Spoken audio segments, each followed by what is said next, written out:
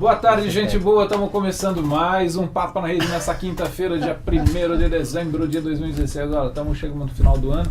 Hoje a gente fez um Papo na Rede em dose dupla, como diriam os americanos, um double shot. A gente teve uma conversa agora há pouco com o Alex Dias Ribeiro. Vai ficar disponível na internet para você ver. Não tivemos tempo nem de trocar roupa. Nem isso. E agora a gente tem aqui José Furtado Fernandes, nosso professor. A gente costuma chamar ele de Fufi, podemos chamá-lo assim essa tarde. Para todos os chegados. Furtado é professor de Antigo Testamento, de hebraico, na Faculdade Teológica Batista de São Paulo. A gente o conhece há muito tempo. Mais de 30 anos, né? Faz tempo.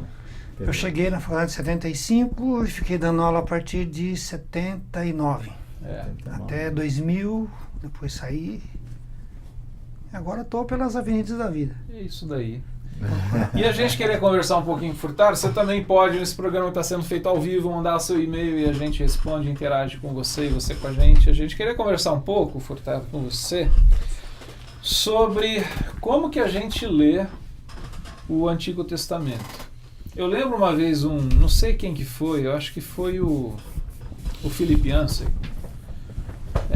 fez uma observação muito interessante, que ele disse assim, que na lateral das nossas Bíblias, se a gente olhar, a gente vai ver que esse 1/3 final, está muito mais sujo, muito mais usado, mais surrado do que o começo. Ou seja, o que ele estava dizendo é que a gente acaba tendo muito mais familiaridade e leitura do Novo Testamento do que do Antigo Testamento. E me parece, ele não disse isso, agora quem está falando sou eu, que quando a gente vai para o Antigo Testamento, há de forma generalizada, uma dificuldade em compreender a literatura do Antigo Testamento e muito mais ainda de aplicar para a nossa realidade. Como que a gente faz essa aplicação? Correndo o risco, às vezes, o que a gente percebe é de haver uma espécie de uma tendência judaizante de novo, quando a gente quer pura e simplesmente ler o Antigo Testamento e trazer tudo aquilo para cá. Então eu falei, acho que o Furtado pode ajudar a gente a fazer uma leitura mais... Pelo menos ajudar a começar a pensar, né? Isso, exatamente. O Furtado vai nos tirar todas as dúvidas. Eu vou aumentar o número de dúvidas, vem para aumentar as dúvidas. Mas obrigado, Furtado, por você estar aqui com a gente. Verdade. Então, enfim, a pergunta que eu faria para você quer começar com Lucas 24 já? Eu acho que seria interessante Eu acrescento aos comentários da minha pergunta, uma pergunta seria assim, hoje há mais antipatia ao Velho Testamento do que há 30, 40, 50 anos atrás? Eu acho que é pior isso. Se fosse só isso, era bom. Não é mais que antipatia. Não, acho que é uma antipatia com tudo, né? Com tudo? Com o antigo e com o novo. Porque essas expressões antigo e novo, elas são muito novas no cristianismo. Aliás, muito antigas, né? Uhum. Só aparece no último quarto de século, do segundo século. Então não se usa essa nomenclatura.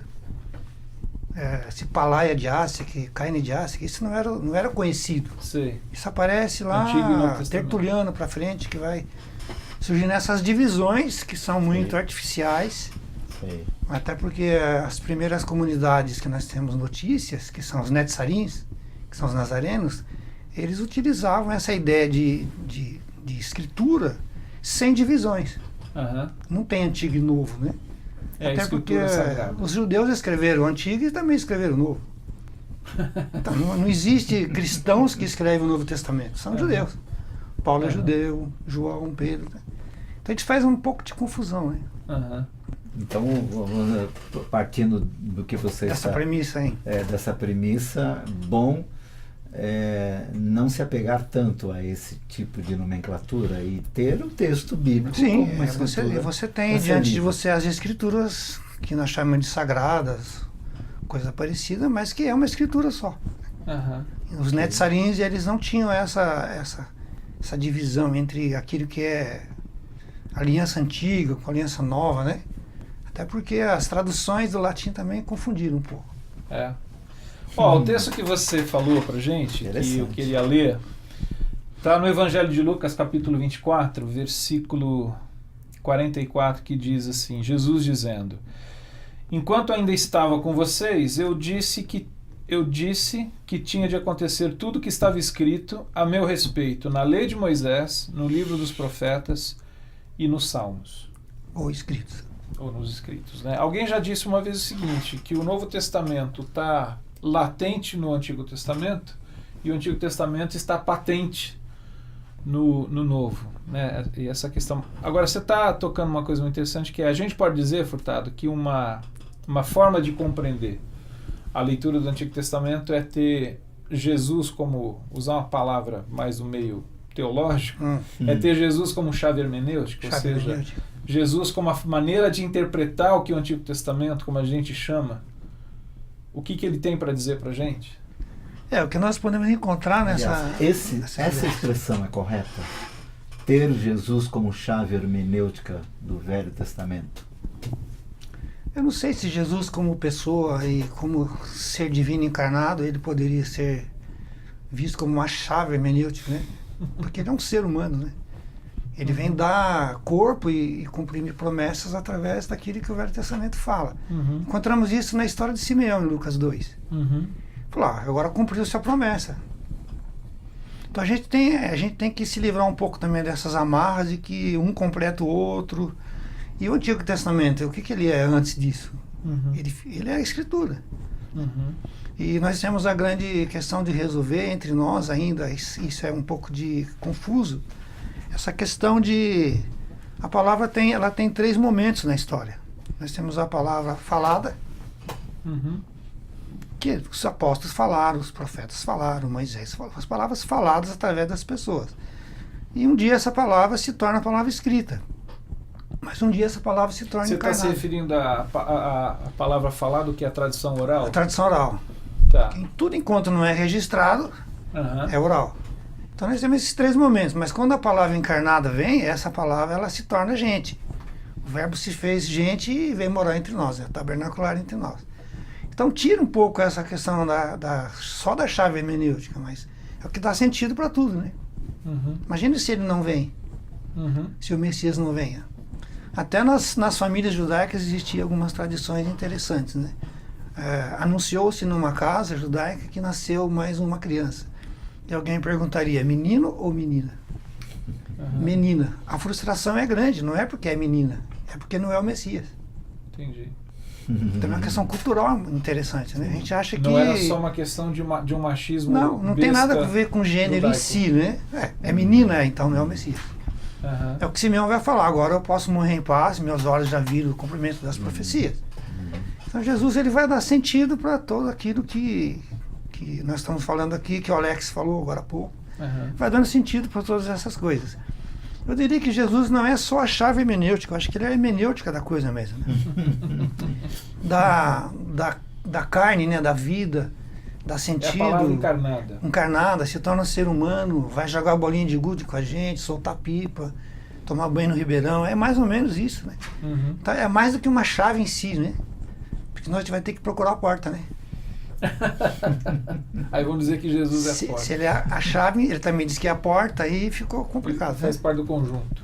Então a gente pode pensar que o Antigo Testamento ele vai fazendo sentido na história da humanidade. São fatos, intervenções divinas reais. Nós podemos ver inúmeras histórias bíblicas que contam isso. Mas um dia haveria um cumprimento de uma profecia que Marcos 1,14-15 vai dizer que o reino de Deus vai aparecer na face da terra. Isso já vem sendo falado por Daniel, capítulo 2. Um dia vai aparecer um reino. Esse reino não terá fim, não pode ser destruído. Então aparece esse momento em que as pessoas vão ter dificuldade, como eu tenho, vocês também devem ter. Como é que a gente entende que Deus se tornou um ser humano, né? O eterno se torna limitado, o infinito no finito. Nós também lidamos com essa dificuldade que os judeus também lidaram. Como entender um Deus de carne e osso? Até porque os deuses da época eram assim, né? Os deuses também tinham uma certa forma de animal ou de ser humano, né? Essas questões todas. Então o Velho Testamento ele vai fazendo sentido para todos que estão vivendo também, mas chega um momento em que Deus decide descer aqui à Terra para ver se as coisas ficam mais claras, mas parece que não deu certo, né? Aquela parábola diz que mataram o dono da vinha também, né? Uhum. Então não tem jeito. Deus veio aqui em ser humano e mesmo assim ainda não ficou muito claro. E nós estamos batendo cabeça com isso até hoje. O Bragantino, quando perguntou a questão do Velho Testamento, nós estamos com dificuldade também com o Novo, né? Porque afinal o Novo Testamento também já é velho, né? 2000 anos. Então, a nossa dificuldade é imensa com relação a esse tipo de coisa. Atualizar a mensagem, atualizar compreender o contexto em que ele foi escrito e atualizar essa realidade. A grande problemática da pregação hoje, eu acho que é exatamente isso, é entender qual é a mensagem, né? Uma vez que você entende essa mensagem, compete a você a sua criatividade, a sua competência de conseguir traduzir isso para as pessoas, e hoje, nas empresas, nas escolas, enfim, na sociedade, o que significa isso? Uhum. Eu estava ouvindo um pouquinho o Alex também e percebi naquela pergunta, e depois de 25 anos, o que aconteceu?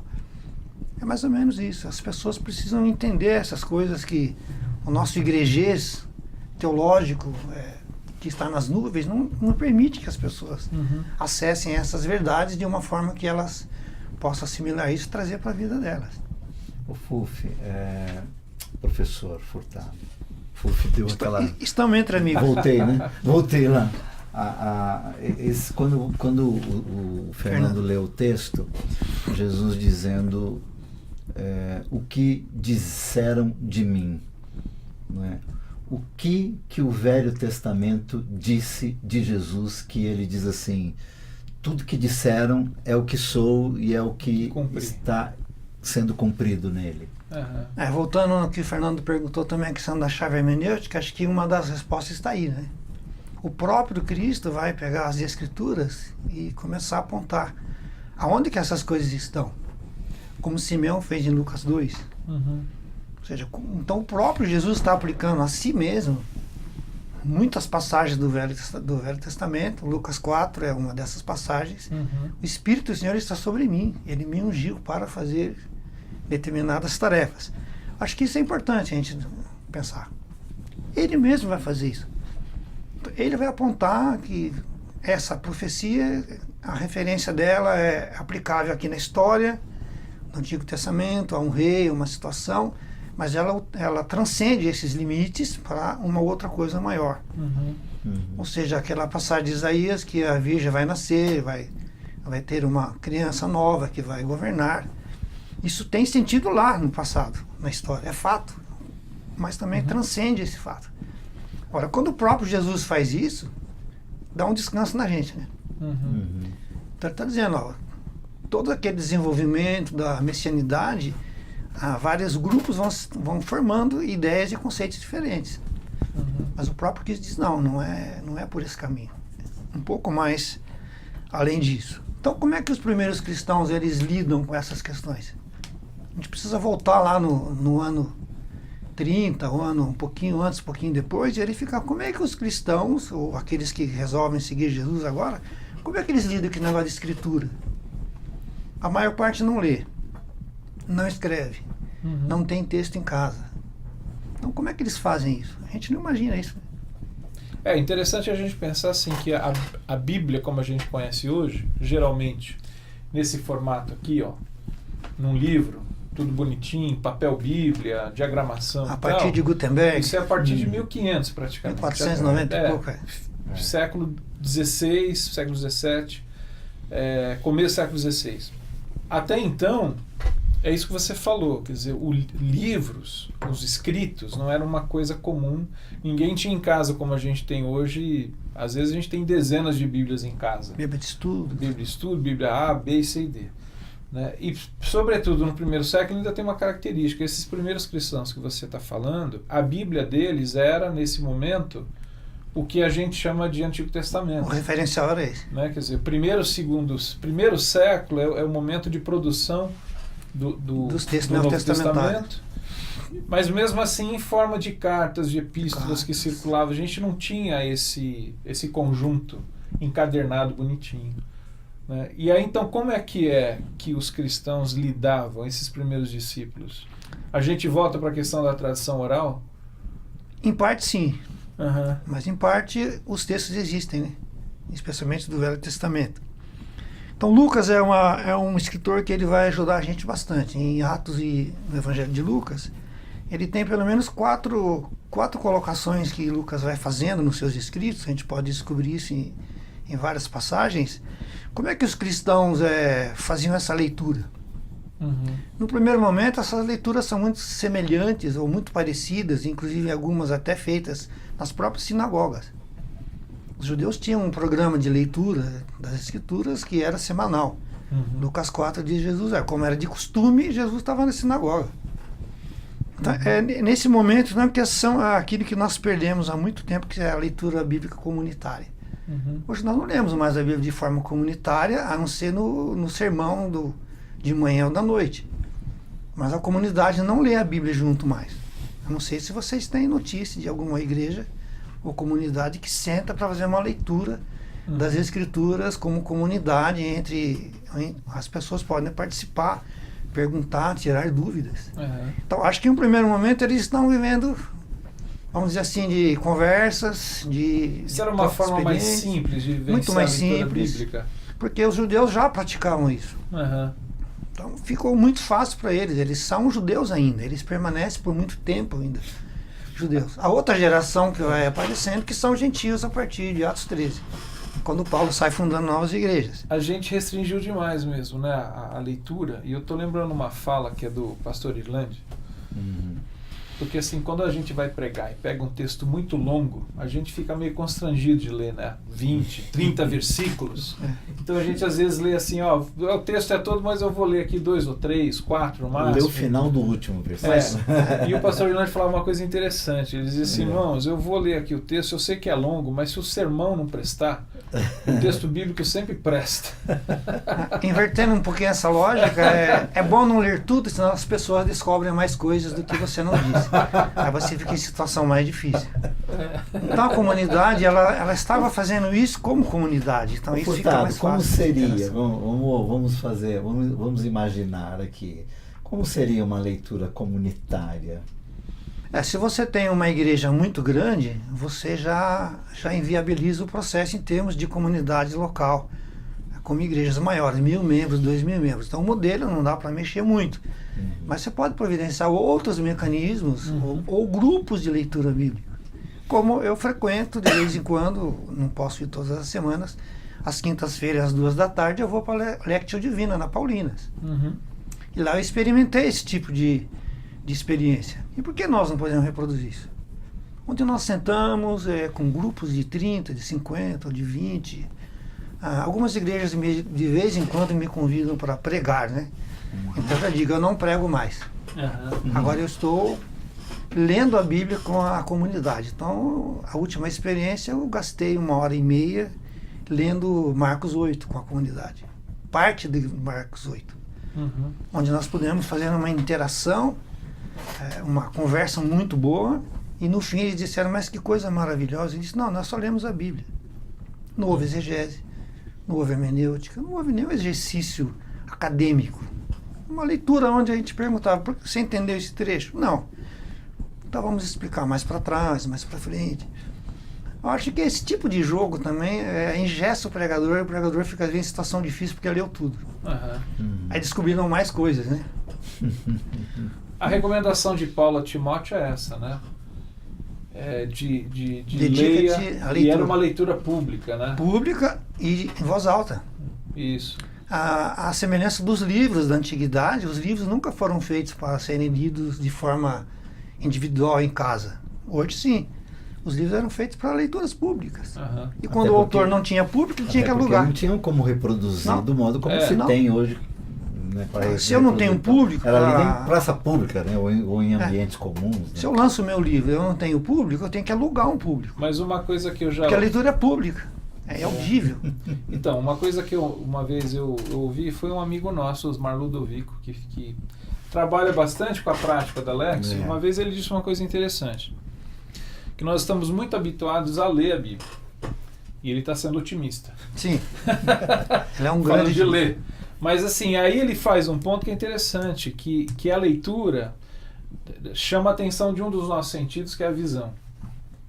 E os demais? E nós perdemos o hábito de ouvir a palavra sendo lida. Então essa questão de que alguém lê e eu ouço, né?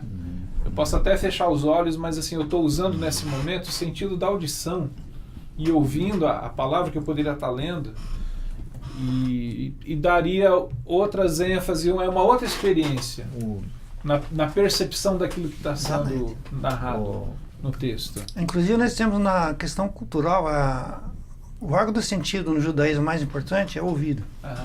No mundo grego é a visão, né?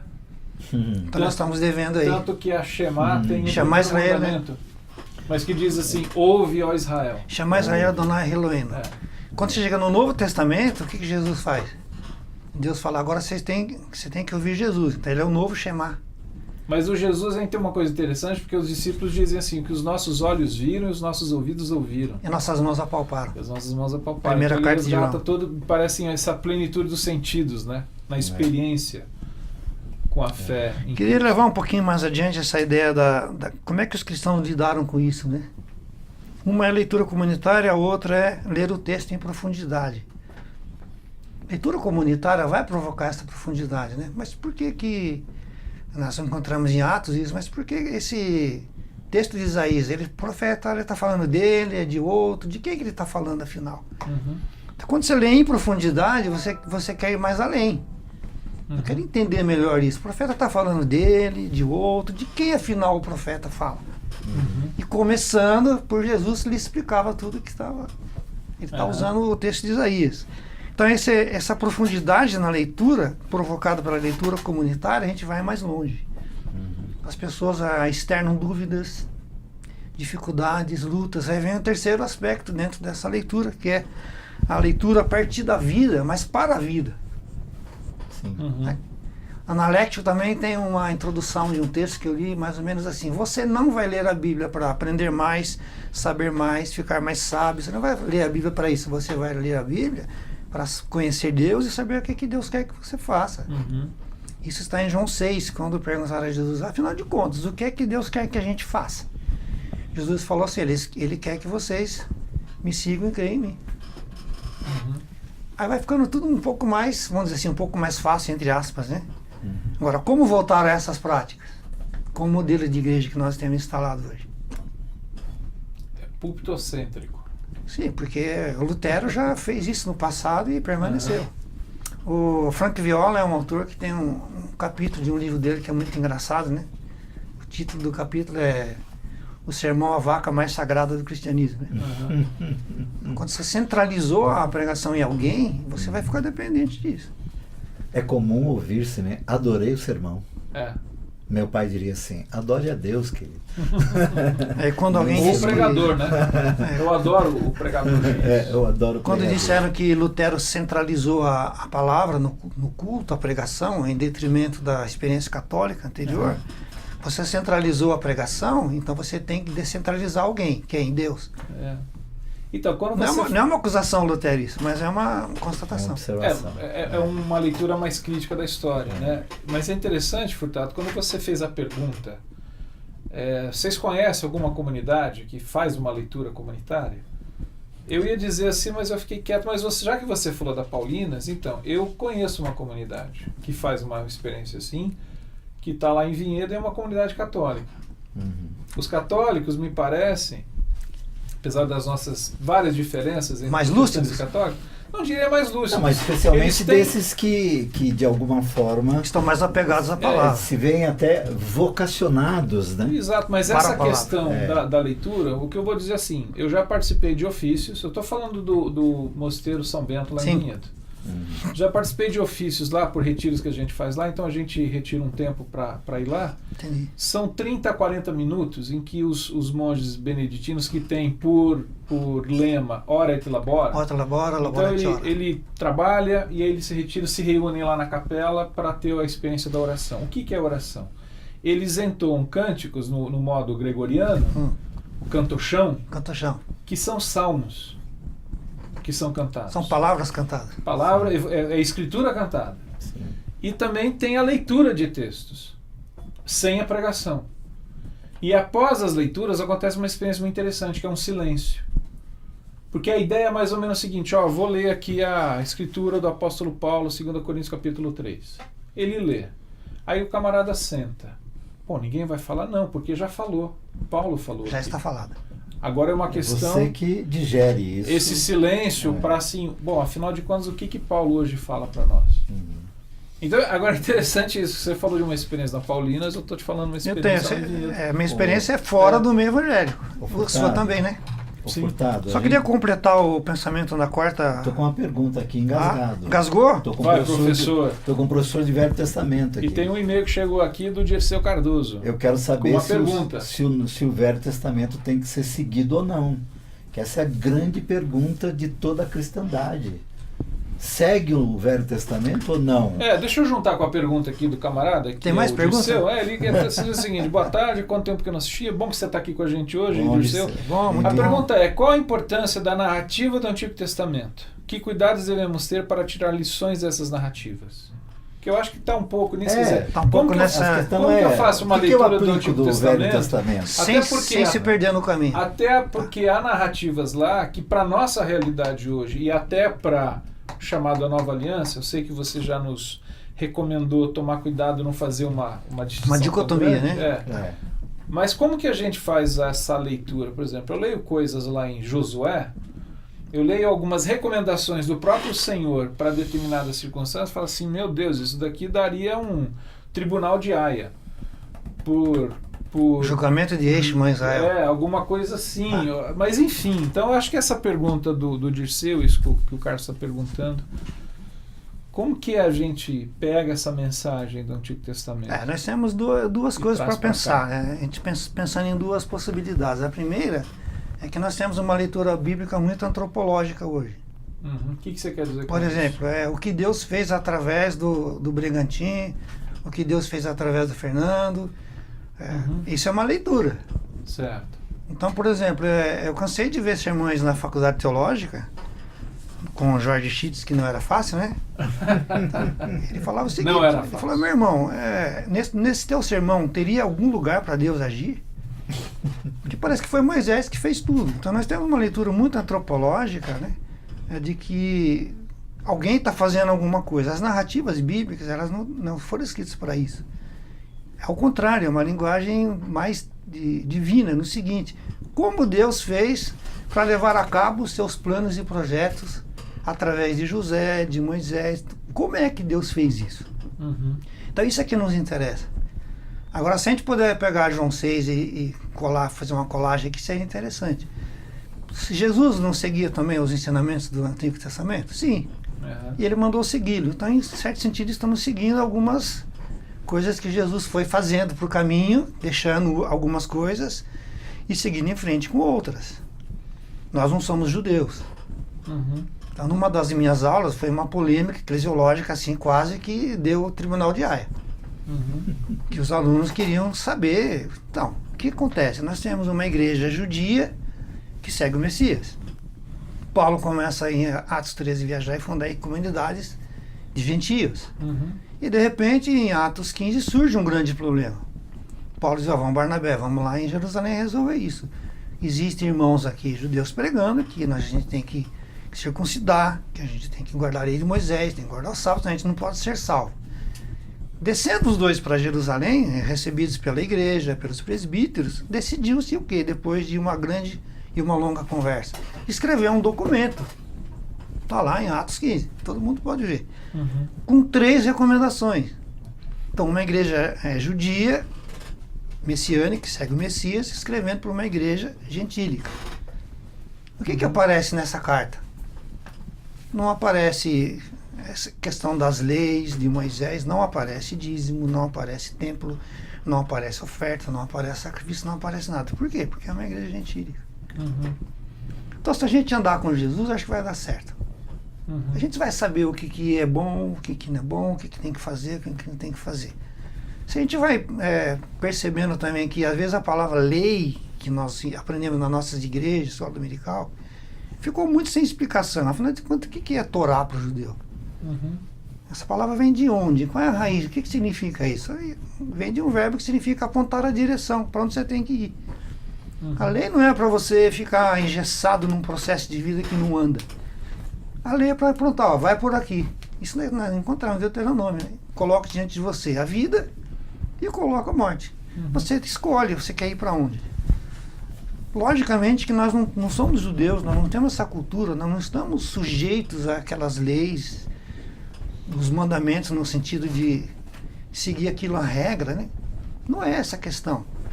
Jesus, velho, eu não vim quebrar a lei, não vim acabar com isso. Jesus faria o papel de diariamente de nos atualizar. Atualizar e nos conduzir nesse processo. Não posso jogar fora, não posso seguir a risca. O que eu faço? Faz como Jesus fez. Eu não vim acabar com a lei. Eu vim dar sentido a essa lei.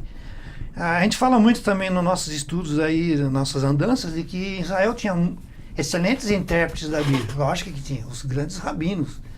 Mas quem era o melhor intérprete? Jesus. Porque até o que Jesus faz em síntese ele se manifesta contra todos os mecanismos que ameaçam a vida. Mesmo que seja os antepassados, os ensinos, as tradições, os costumes. Jesus fala, não. Ou mesmo determinadas interpretações da lei. Em Marcos fala, você vai anular a palavra por causa dos ensinos antigos. A grande discussão de lavar a mão, de não lavar a mão, Jesus dá uma outra solução para isso. Ele falou, Jesus, vocês estão preocupados em lavar a mão? É bom isso, mas e o que sai de dentro? Como é que fica? Isso é que contamina o ser humano. Então a lei foi feita para orientar a gente, né? Como as nossas leis de trânsito. Passou de 50, o radar de multa. Não é o radar, né? É o Haddad. É isso aí. E a quarto aspecto dessa andança, a leitura comunitária, a leitura em profundidade, a leitura da vida para a vida, a leitura é feita à luz de uma pessoa chamada Jesus, de Belém, que foi criado em Nazaré. Jesus não é de Nazaré, Jesus é de Belém, né? Bethlehem, em hebraico significa casa de alimento, o pão, aquele que vai sustentar a sua existência, a sua vida. Aí Jesus disse, não trabalhe pelo pão que perece, me segue. Aí eles perguntaram exatamente isso. Afinal, o que é que Deus quer que a gente faça? Que vocês me sigam, que vocês creiam em mim. O que chama a atenção também, fazendo uma intervençãozinha aqui de vez em sempre, os judeus têm um método de fazer isso, de ler, de interpretar, de estudar. Os católicos têm um método, evangélicos têm método de leitura bíblica. Conhece algum? Tirando a caixinha de promessas, deixa eu ver. Nós tivemos no seminário, o Fernando foi aluno na faculdade teológica, acho que o Bernardinho foi também, eu fui professor e aluno. 1980. Nós tínhamos método de estudo bíblico. Isso. Só que a gente não estudava texto nenhum. A gente estudava o método. O método. Cadê o texto? Ou seja, como ser padeiro sem fazer pão. Então os judeus têm um método deles chamado Pardes. A primeira leitura é a leitura simples, é o Peshat. Você faz uma leitura normal, tranquila, sossegada, né? Mas não desatenciosa. Aí você vai para o Remetz, que é Remetz. Insinuação ou desconfiança. Não é só isso que eu estou lendo, tem mais coisa aqui, eu preciso saber essas mais coisas. Aí vem o Derash, preciso pesquisar isso. Qual é o grande problema hoje nosso? Quem que quer pesquisar a Bíblia hoje? A gente deixa o Google fazer isso. Exatamente. Já me disseram que o Google não é muito confiável. Terminada essa fase de leitura, de insinuação, desconfiança, pesquisa, exame, escarafunchando o texto, vem o aspecto do sode. Isso tem que desembocar em alguma coisa. O que é essa alguma coisa? A questão da mística, o segredo, o mistério. A gente vai encarnando esse tipo de coisa, vai fazendo parte do nosso coração, entra na nossa vida, nas nossas emoções. Isso passa de forma natural. Com um grande alerta. A existência de um método não é a garantia de nenhum sucesso. Pode ser um método, pelo método. Como a Lectio Divina também tem um método.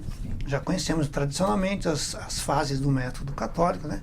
A Lectio, Oratio, Meditatio, Contemplatio. E eu coloquei uma assim meia Vivatio.